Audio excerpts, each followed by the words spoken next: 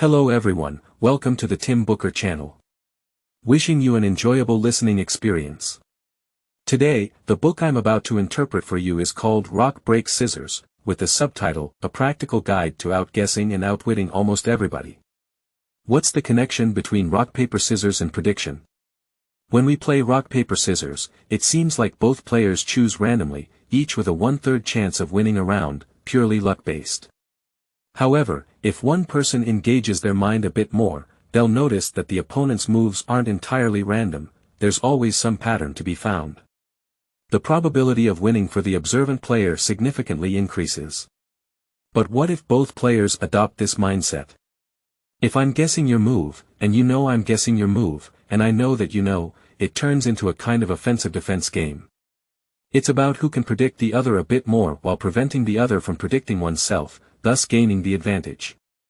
Expanding this model, you'll find this dynamic in various situations, from bargaining at a marketplace to negotiations between nations. How can one better predict their opponent without being predictable themselves? Rock Breaks Scissors employs the help of sciences like statistics, psychology, and game theory to provide us with a scientific, mind-reading ability. The author of this book is the American writer William Poundstone. Poundstone graduated from the Massachusetts Institute of Technology, excelling in physics. He's also a contributor to renowned media outlets such as the New York Times and Harvard Business Review, having been nominated twice for the Pulitzer Prize. Poundstone's knowledge spans extensively, but in his works, you'll notice his particular interest in the practical applications of game theory, statistics, and probability in real-life scenarios, the very focus of Rock Breaks Scissors. Next, I'll interpret this book from the perspectives of offense and defense. Let's start with how to better predict others' thoughts, then explore how to make oneself less predictable. Section 1. Let's start with a scenario where you have absolutely no knowledge about the person you're facing. Can you predict their actions?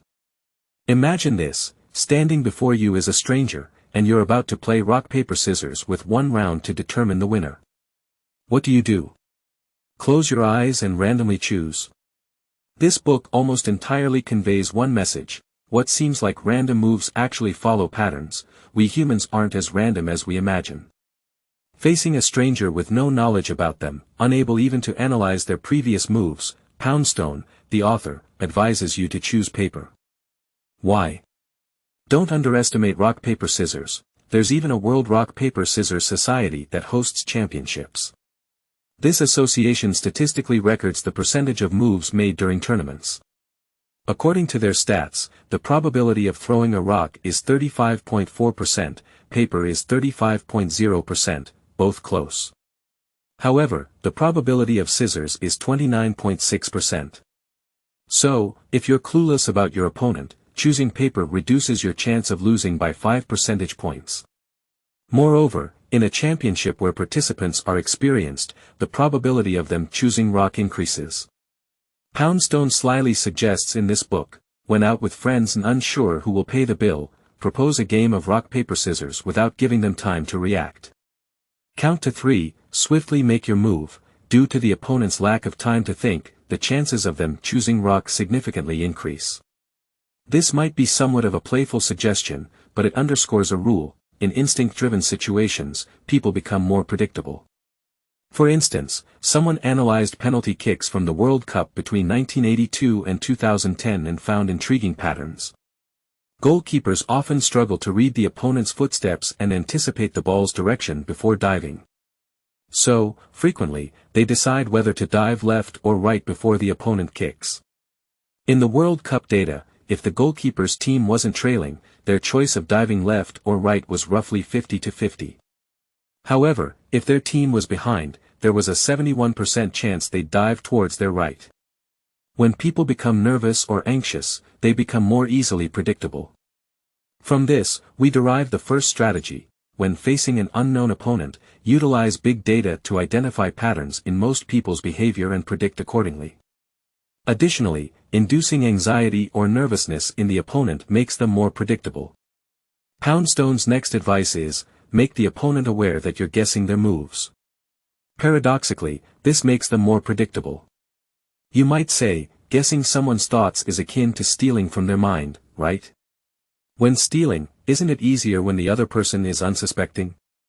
When people make an effort not to be predicted, they become easier to predict. Why does this happen? I'll explain later. Let's relax a bit and try a test. I've placed two sets of text in the document area, a series of 20 coin toss results. One is fabricated, the other genuine. You can pause the audio, open the document, and try to guess which one is the actual result. First coin toss results: heads, tails, tails, tails, tails, tails, tails, heads, heads, tails, heads, heads, tails, tails, heads, tails, tails, heads, tails, tails. Second toss: heads, heads, tails, tails, tails, heads, tails, heads, tails, heads, heads, tails, heads, heads, tails, tails, heads, tails, heads, heads. I'll reveal the answer. The actual coin toss result is from the first set. You might have noticed 6 consecutive tails in the first set. In reality, in 20 coin tosses, getting sequences of 5, 6, or even 7 similar results is common. But when fabricating data, such sequences seem non-random. Fabricated data usually doesn't have sequences of heads or tails repeating more than 3 times. A mathematician made this a class exercise: toss a coin 200 times, record the results, and submit it as homework. Some students diligently recorded actual results, while others fabricated them. The mathematician could tell at a glance who was genuine and who wasn't, based on sequences exceeding 6 consecutive outcomes. In reality, having no sequence of 6 or more in 200 coin tosses is a rare event. This reveals a psychological blind spot we share: our perception of randomness versus actual randomness is biased.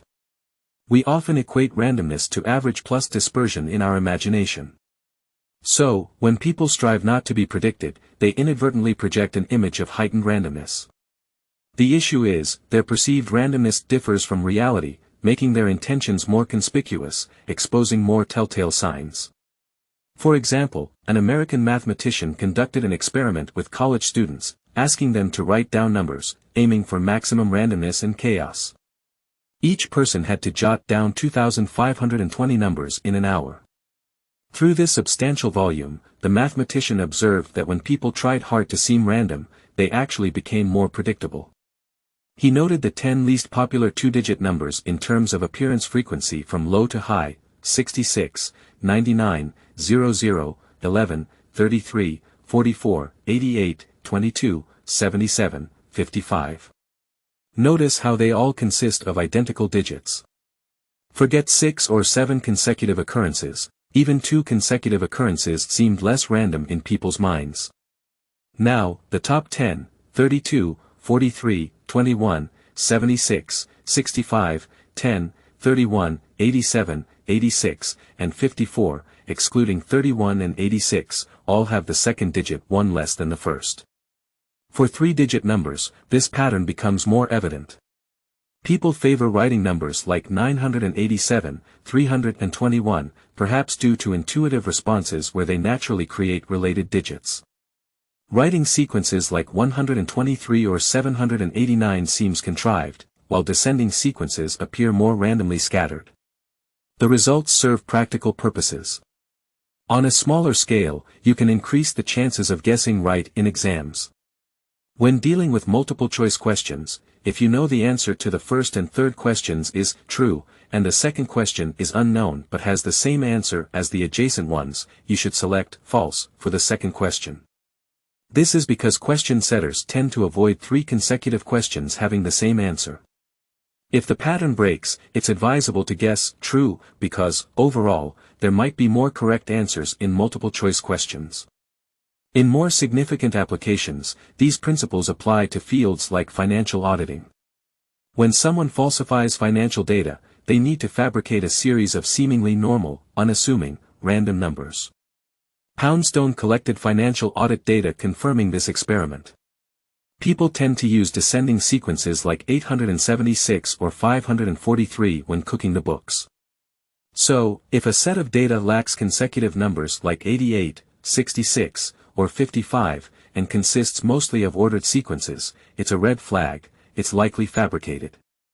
So, we arrive at the second strategy: make the opponent aware that you're guessing their moves. This induces them to appear random. However, true randomness is challenging to achieve, leading to a false semblance of randomness, making them more predictable due to their aversion to consecutive numbers and results. Moreover, we deduce a third strategy because false randomness not only avoids sequences but also strives for an average. Similar to the coin toss example, our assumption is that in 20 tosses, there should be 10 heads and 10 tails. However, real results deviate from this idealized balance. Forced averages expose the false nature of randomness. Let me introduce Benford's law, formulated by American physicist Frank Benford in 1938. He analyzed over 20,000 different data points, including lengths of rivers worldwide, populations in various U.S. cities, physical constants, and miscellaneous numbers from newspapers. He concluded that number distribution in our lives is far from uniform. Especially, the first digit descends from 1 to 9, with 1 starting data accounting for 30% and 9 starting data only at 5% among his collected data. This conclusion defies intuition, yet extensive statistical data corroborates Benford's law. For instance, in a supermarket, if you note down the prices of products, you'll notice more items priced in the teens and hundreds rather than in the 80s or 90s. Understanding Benford's law helps distinguish between true randomness and pseudo-randomness. In a true account, an insurance salesman in New York exploited a reimbursement loophole but was caught. His receipts didn't align with Benford's law. The lack of 1 starting numbers and an overabundance of 7, 8, and 9 starting digits flagged his manipulation. This leads us to the fourth strategy: guiding the opponent's attention actively. Poundstone witnessed a mind-reading act where an audience member hid a watch under one of 5 inverted cups. Through subtle influence, the performer guessed the cup with the watch, capitalizing on the audience's pseudo-random thinking. Analyzing the audience's mindset, the cups on the extremes seemed too typical, and the middle cup appeared somewhat conspicuous. Hence, the audience mostly chose the second or fourth cup. Even within these choices, there was a tendency to hide the watch farther away, assuming it would be less predictable. These thoughts inadvertently fell into the performer's trap. To ensure compliance, the performer subtly biased the audience, naming cups 1 and 5 and then demonstrating by hiding the watch under cup 2 if the audience stood by cup 2. These manipulations aimed to focus attention. Thus, Poundstone presents the fourth strategy: concentrating attention on an option makes it appear less random, and those afraid of predictability tend to avoid that option. To summarize the strategies for predicting others' thoughts in this book: firstly, the big data method aids when dealing with an unknown opponent. Secondly, the sequential recognition method prompts opponents to think you're guessing their moves, leading to a false random pattern, thereby making them more predictable. Thirdly, Benford's law detects false randomness by recognizing deviations from natural digit distributions. And finally, the attention method involves actively guiding an opponent's attention to shape their choice and predictability. Part 2. After hearing all that, what are your feelings? I feel defenseless. Even when facing someone who knows nothing about me, based on analyzing most people, they could predict my thoughts and actions. Even when I'm cautious not to reveal my thoughts, it seems to make it more obvious. False randomness ends up revealing more patterns, making me easier to read. So, are there any methods to give the defensive side an advantage and make oneself less predictable? The book presents 2 suggestions. The first suggestion is to replace false randomness with true randomness. There's an example in the book about a professional tennis player who, while teaching others, devised a strategy that significantly increased the chances of his students winning. In essence, if the opponent wins a point using a particular strategy, they tend to stick to it. If they lose, they change. For instance, if they serve to your backhand and win the point, the next time you should position yourself the same way. People tend to repeat successful strategies. If you win a point, the opponent will change their tactics, and you should do the same. This strategy helps to identify and predict the opponent's rhythm. However, this strategy works only against beginners and intermediate players. If the opponent knows this strategy too, both are at the same level. What to do then? This tennis coach's strategy involves achieving true randomness. He used an auxiliary tool, a wristwatch. He used the last digit of the watch to determine his next serve. Before the game, he analyzed the opponent's technique and devised his strategy accordingly. For instance, he planned to serve to the opponent's right 40% of the time, to the left 40%, and to their body 20%. This allowed him to link numbers to serving directions. 0, 2, 4, 6 meant serve to the right, 3, 5, 7, 9 meant serve to the left, and 1 and 8 meant serve to the body. So, if the last digit was 5, his next serve would be to the opponent's left. Humans are terrible at generating true randomness. Realizing this, rather than trusting oneself to be truly random, it's better to outsource this task to other tools. By the way, this strategy has other applications, like in creative industries. Renowned scriptwriter Liang Zhua, the creator of the sitcom Home with Kids, placed an idiom dictionary on his desk.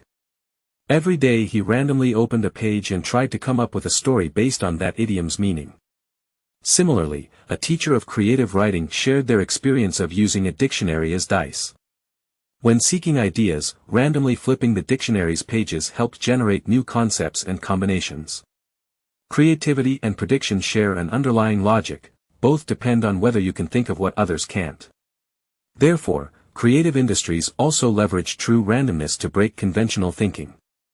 The second strategy is to take an opposite approach. Don't fear being predicted by the opponent, instead, tell them what you'll do.